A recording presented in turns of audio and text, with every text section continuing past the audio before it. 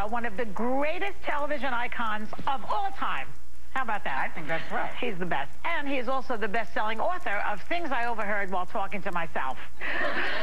Please welcome my pal, Alda.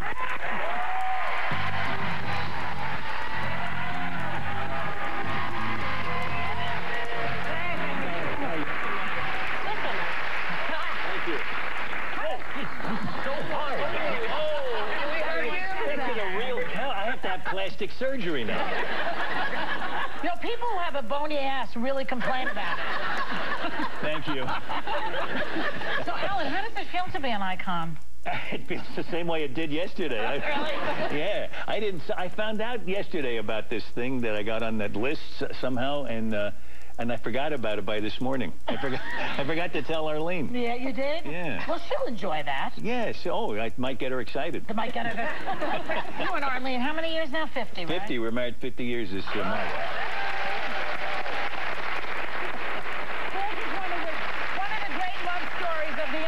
You know, the way people used to stay married in the old days.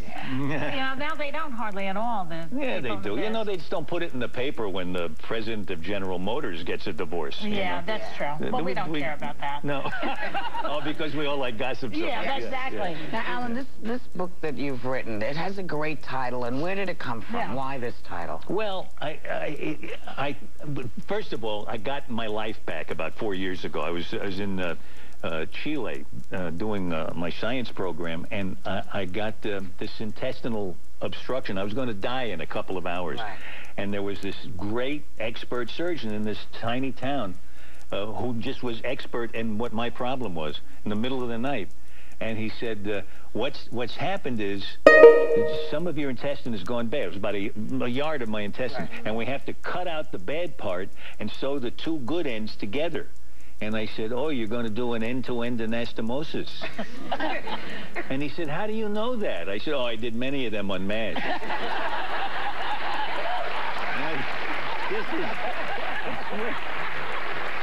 It was the middle of the night. I was in more pain than I'd ever been in my life. I would have been glad to die if I could get over the pain. Right. And I'm making jokes, you know.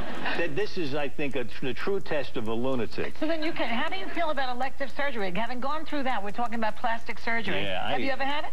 No, God, no. No. What, you can't tell? You mentioned MASH. You said, okay, if I ask you a MASH question, because okay. I represent the fans of MASH. I remember when the finale was on, I was in college, and we all were in the lobby of the dorm watching with a, you know, could hear a pin drop the final show. There must have been one laugh. There were laughs, but it was just amazing.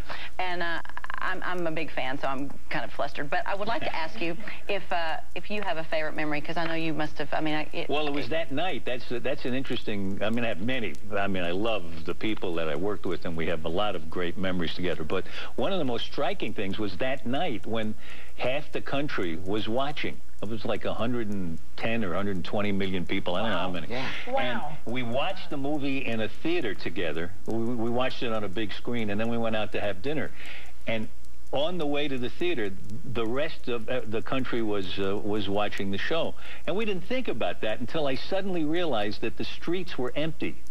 All of these streets that used to be clogged with traffic, it was deserted. It was like, you know, one of those movies where there's only one guy left, you know? And it suddenly struck us what an event this was. We hadn't thought about it until then. Wow. It was a very amazing. That's pretty heavy. It was such a relevant show. Do you think that type of show would do well now? I don't know if it would get on the air or stay on the air because they kept it on for a whole season, even though it was at the bottom of the ratings. Really? Nowadays you'd get canceled during the first commercial. Yeah. You know? Yeah. Look at you, how cute.